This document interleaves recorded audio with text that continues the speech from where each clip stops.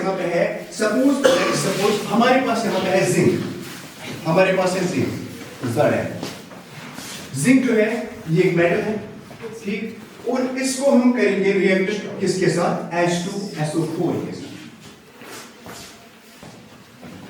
ये रिएक्शन जो है, रिएक्शन के दो तरीके होते हैं लिखने के। एक होता है जैसे कि आपने पढ़ा होगा रिएक्टेंट्स, और दूसरा आपने पढ़ा होगा प्रोडक्ट्स और उसका सम। जैसे कि हमें बैलेंस करनी होती है रिएक्शन, वो सर ने आपको बताया होगा रिएक्शन कैसे बैलेंस होती है, ठीक है। तो अगर हम यहाँ पे देखेंगे ये क्या बनता है यहाँ पे, तो जिंक जो है ये रिएक्ट जब होता है इसके, ये बनाता है zinc sulphate, ZnSO4, zinc sulphate. ये जिंक सल्फेट जो है यहाँ पे ये सॉल्ट बन जाता है, जिंक सल्फेट जो है ये एक सॉल्ट बनता है, ये एक व्हाइट प्रेसिपिटेशन होती है, ये सॉल्ट बनता है, व्हाइट प्रेसिपिटेशन होती है, और प्लस ये वापस देता है हमें हाइड्रोजन। और जब भी यहाँ पे देखो, जब भी यहाँ पे इस तरह का एरो आपको देखने को मिलेगा तो इसका मतलब होता है गैस, और अगर इस तरह का एरो होगा उसका मतलब है प्रेसिपिटेशन, ठीक है, उसका मतलब है प्रेसिपिटेशन। तो यहाँ पे हमें हाइड्रोजन गैस जो है ये लिबरेट हुआ है, हाइड्रोजन गैस जो है ये लिबरेट हुआ। अब ये हाइड्रोजन गैस हमें कैसे समझ आ जाएगा, हाइड्रोजन गैस यहाँ से लिबरेट हुआ है, कैसे हो गया है ये, क्योंकि जब भी रिएक्ट होते हैं दो मेटल्स, एक जिंक और इसको हमने सल्फ्यूरिक एसिड या HCl के साथ जब हमने इसको रिएक्ट किया है, तो हाइड्रोजन गैस, हाइड्रोजन की एक प्रॉपर्टी होती है ये बर्न होता है, जल जाता है, बर्न होता है, ठीक। तो इसका प्रोसीजर जो है, प्रोसीजर वो होता है किसमें हम करेंगे इसको, एक तो हमें चाहिए इंस्ट्रूमेंट्स रिक्वायर्ड जो है, इंस्ट्रूमेंट्स जो है, इंस्ट्रूमेंट्स हमें क्या चाहिए इसके लिए, एक तो होता है वुल्फ्स बोतल। आपने इससे पहले लेबोरेटरी लैब जो है आपने सर्वे की लैब की, इंस्ट्रूमेंट्स के नाम पता है ना आपको, हाँ। तो पहला है इसमें हमें चाहिए वुल्फ्स बोतल,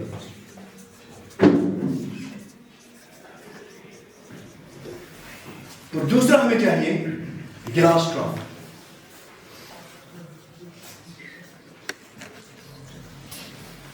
और तीसरा इसी तरह हमें चाहिए डेलिवरी ट्यूब्स,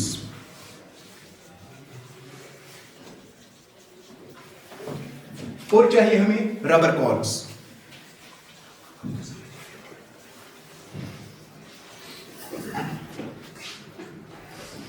और केमिकल हमें क्या क्या चाहिए, केमिकल हमें चाहिए, एक तो चाहिए हमें जिंक मेटल, और नेक्स्ट चाहिए हमें सल्फ्यूरिक एसिड या एसिड।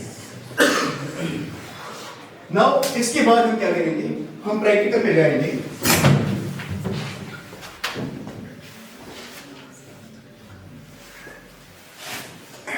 ये बेटा सल्फ्यूरिक एसिड, ठीक, और ये है जिंक मेटल। तो जैसे कि 3 दिन लग जाएंगे, इंस्ट्रूमेंट्स आ जाएंगे, हमारे पास वुल्फ्स बोतल नहीं है, इसको हम टेस्ट ट्यूब से भी दिखा सकते हैं, टेस्ट ट्यूब से भी हम दिखा सकते हैं। और यहाँ पे रहा है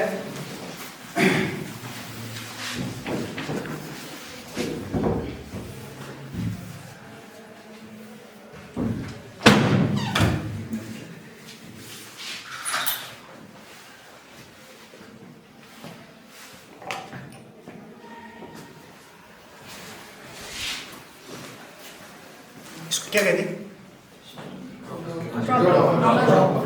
ड्रॉपर है इसको, इसको क्या कहते हैं,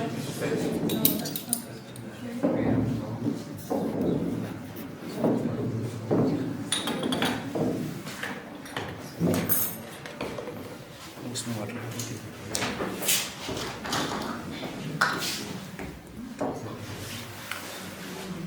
एक बात हमेशा से याद रखना,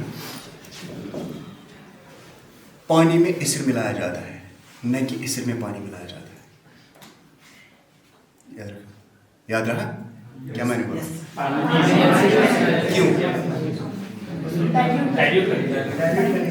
डाइल्यूट तो उससे भी हो जाएगा।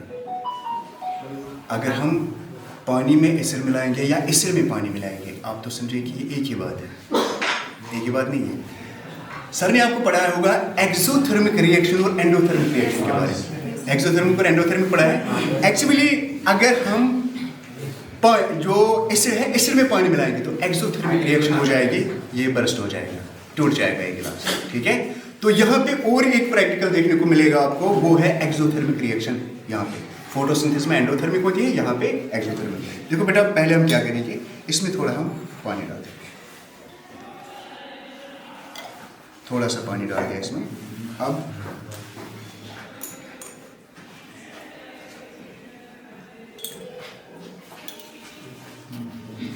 शर्ट टूटा हुआ है,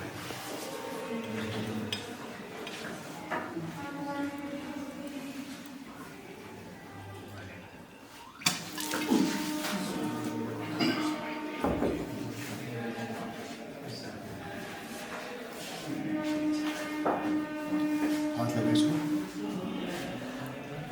क्या हो गया? ये हो गया बेटा एक्सोथर्मिक रिएक्शन। ठीक है, क्योंकि एक्सोथर्मिक रिएक्शन वो होती है जिसमें से हीट लिबरेट होती है, हीट लिबरेट होती है। अब हम देखेंगे यहाँ पे कि हमें जो एक्सपेरिमेंट है वो है लिबरेशन ऑफ हाइड्रोजन गैस। ठीक, ये जिंक मेटल है।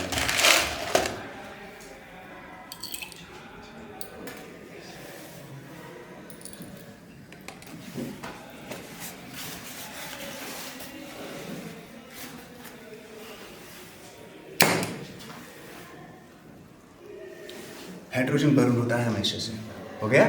ठीक,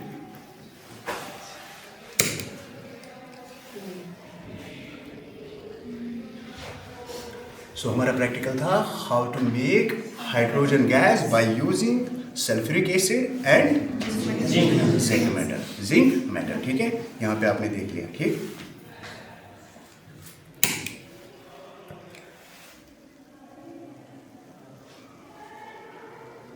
अब यही प्रैक्टिकल अगर हम रिपीट करेंगे, यही प्रैक्टिकल हम 10 दिन के बाद रिपीट करेंगे, क्योंकि इंस्ट्रूमेंट जो है, असली प्रोसीजर जो मैंने लिखा है इस पर क्या होता है, असली प्रोसीजर जो ये डिलीवरी ट्यूब्स होते हैं, यहाँ पे आ जाओ, मैं समझाऊंगा आपको किस तरह से होता है।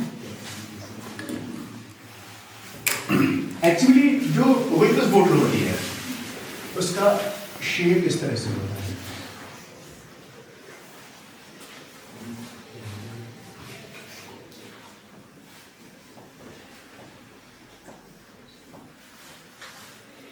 यहाँ पे रबर पॉट्स होते हैं और ये डिलीवरी ट्यूब होता है, यहाँ पे ग्लास ट्रफ होता है, इसमें पानी भरा होता है। ठीक,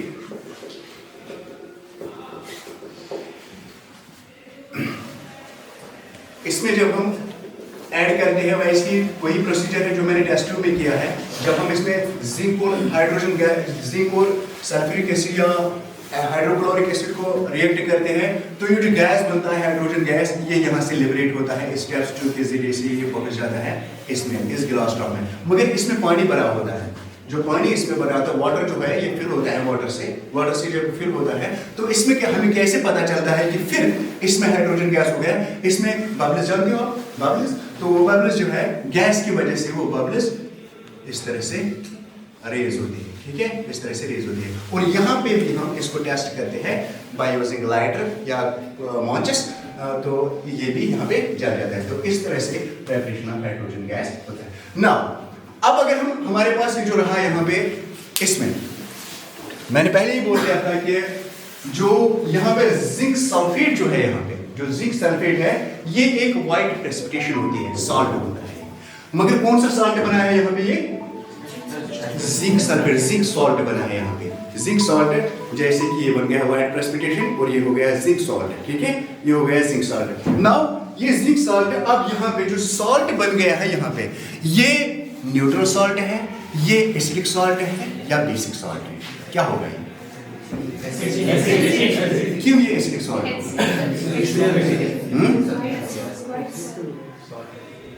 हाई एसिडिक होगा, हाई। आप ये नहीं कह सकते हो ये एसिडिक सॉल्ट है, तब तक आप ये नहीं कह सकते हो ये एसिडिक सॉल्ट है या बेसिक सॉल्ट है, जबकि हम इसका टेस्ट नहीं कर सकते हैं। ठीक है, इसका टेस्ट हम जब तक नहीं करेंगे तब तक आप ये नहीं कह सकते हो ये एसिडिक बन गया है। हाँ, तो इस तरह से आप कह सकते हो कि अगर सर इसमें एसिड की कॉन्सेंट्रेशन ज्यादा होगी, अगर इस सॉल्ट में एसिड की कॉन्सेंट्रेशन ज्यादा होगी तो ये सॉल्ट जो है ये एसिडिक इन नेचर होगा। अगर इसी सॉल्ट में बेस की कॉन्सेंट्रेशन ज्यादा होगी तो आप कहोगे कि ये बेसिक है। अब अगर दोनों जो है वाटर और एसिड या वाटर और बेस दोनों की कंसंट्रेशन सेम होगी, आप कहोगे ये न्यूट्रल सॉल्ट है। हम जो सॉल्ट हम खाते हैं ना, तो वो न्यूट्रल सॉल्ट होता है। हम उसको लैब में भी बना सकते हैं। सोडियम क्लोराइड जो है हम उसको लैब में बना सकते हैं, मगर लैब में हम क्यों नहीं बना सकते हैं उसको? क्योंकि पहले जो उसकी प्रोडक्शन जो है, जो केमिकल्स है, ये बहुत एक्सपेंसिव होते हैं। कितना बनाएंगे? अदरवाइज हम उसको भी बनाएंगे। सोडियम को किसके साथ? सोडियम हाइड्रोक्साइड के साथ मिलाना है, सोडियम बन जाएगा NaCl। Sodium plus chlorine gives NaCl, ठीक है, NaCl। नाउ अब यहाँ पे जो ये सॉल्ट रहा है, इसी तरह दूसरा है एक और जिसका नाम सुना होगा आपने, इंडिकेटर्स। इंडिकेटर का नाम आपने सुना होगा,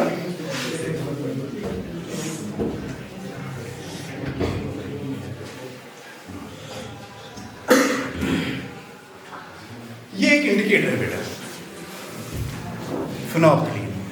इंडिकेटर जानते हो? हाँ, फिनोल्फथलीन। इसका कलर कैसा है? कलरलेस है, कलरलेस, ठीक। अब आपने देखा होगा कि अब एसिडिक मीडियम में इसका कलर क्या होगा, बेसिक मीडियम में इसका कलर क्या होगा? क्या होगा? एसिडिक में क्या रहेगा? ये एसिडिक में रेड रहेगा और बेसिक में क्या रहेगा? कलरलेस और बेसिक में, वेरी गुड। एसिडिक में ये कलरलेस रहेगा और बेसिक में ये पिंक रहेगा, ठीक है, बेसिक में ये पिंक रहेगा। वो कैसे? एक टेस्ट देते हैं।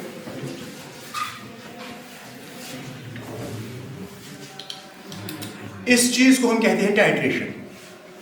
इस चीज को हम टाइट्रेशन कहते हैं, ठीक है, इसको हम टाइट्रेशन कहते हैं। देखो बेटा, फर्स्ट ऑफ ऑल हमें क्या करना है?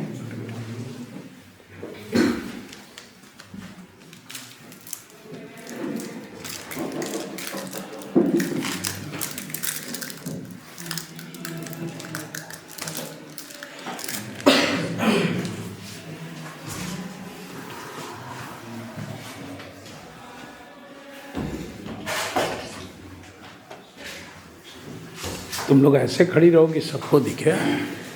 सोडियम हाइड्रोक्साइड जो है ये दो फॉर्म में आता है, एक तो लिक्विड फॉर्म में आता है, दूसरा फ्लैक्स होता है, ये फ्लैक्स है। तो सोडियम फ्लैक्स जो है, सोडियम हाइड्रोक्साइड का फ्लैक्स है, पहले इसको हमें डाइल्यूट करना है, ठीक है, पहले हमें इसको डाइल्यूट करना है, ठीक। जैसे कि सोप बनाते हैं हम, उसमें सोडियम हाइड्रोक्साइड भी यूज़ होता है, ठीक है। थोड़ा सा हम यहाँ पे यूज़ करेंगे,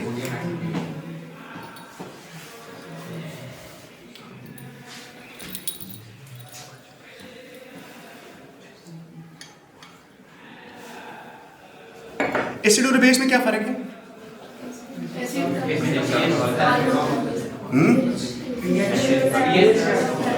पीएच नहीं, मैं कह रहा हूँ कि एसिड और बेस में क्या फर्क है? क्या ये दोनों स्ट्रॉन्ग होते हैं कि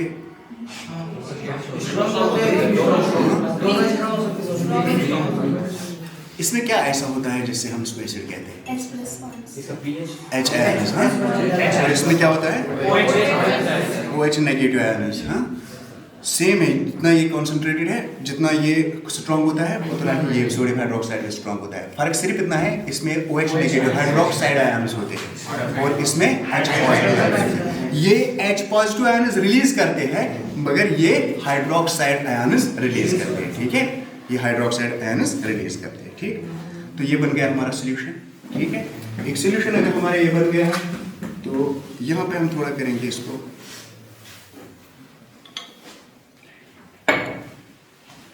ये हो गया पूरा डाइल्यूट, ठीक है।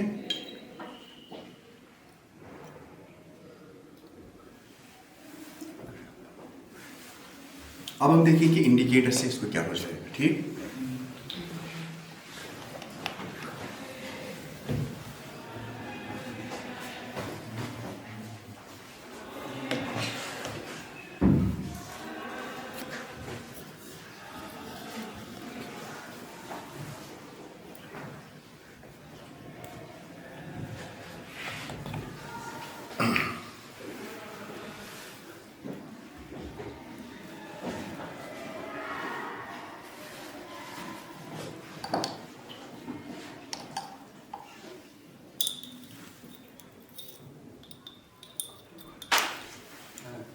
ये हो गया बेसिक मीडियम में क्या रहा है इसका कलर?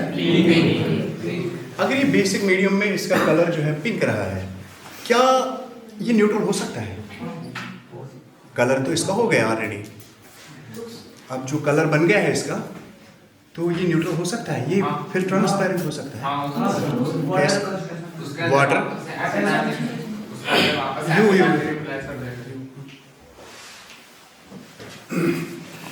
आगे आके बताएं वहीं से। अभी वो बेसिक है तो वो कलर पिंक दे रहा है, उसके अंदर एसिड्स ऐड करेगा न्यूट्रलाइज हो जाएगा तो फिर उसका कलरलेस हो जाएगा। और अगर ज़्यादा एसिड होगा तो एसिडिक पे भी कलरलेस ही दे देगा वो। तो अगर उसको अंदर एसिड का कंसंट्रेशन बढ़ा देगा तो वो कलरलेस हो जाएगा उसका कलर। Very good. तो इसका कहना है, मैं थोड़ा कम समझ पा रहा हूँ तो तेज बोल रहे हैं। इसका कहना है कि अगर हम इसमें एसिड की कॉन्सेंट्रेशन ज़्यादा बढ़ाएंगे, एसिड की कॉन्सेंट्रेशन, क्योंकि ये जो फिनोल्फथलीन है, फिनोल्फथलीन एक इंडिकेटर है, ये इंडिकेटर, मगर ये रहता है एसिडिक मीडियम में, ये क्या रहता है? कलरलेस रहता है। ठीक है, अब इसमें सोडियम हाइड्रोक्साइड था, इसमें ऑलरेडी सोडियम हाइड्रोक्साइड था। सोडियम हाइड्रोक्साइड से क्या होता है बेटा? सोडियम हाइड्रोक्साइड में हमने मिलाया है इसको।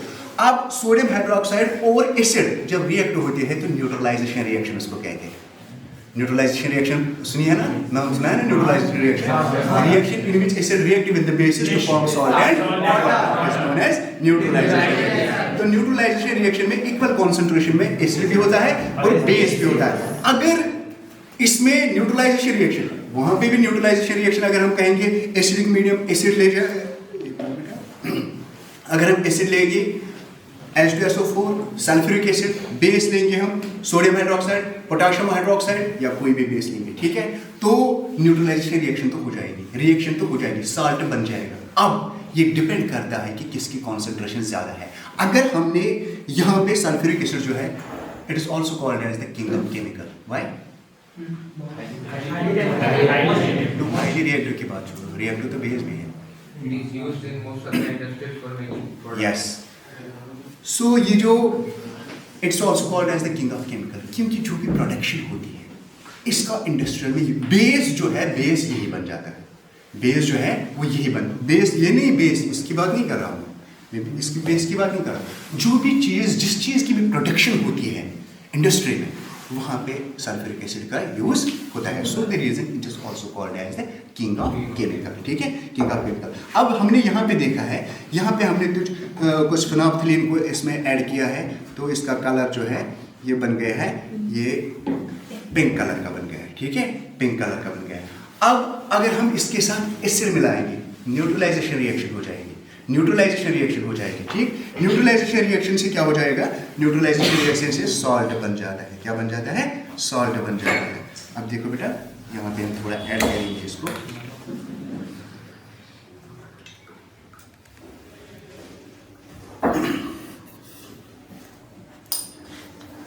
ये प्रोसीजर जो है पहले ही मैंने वाटर मिलाया था इसके साथ। हाँ,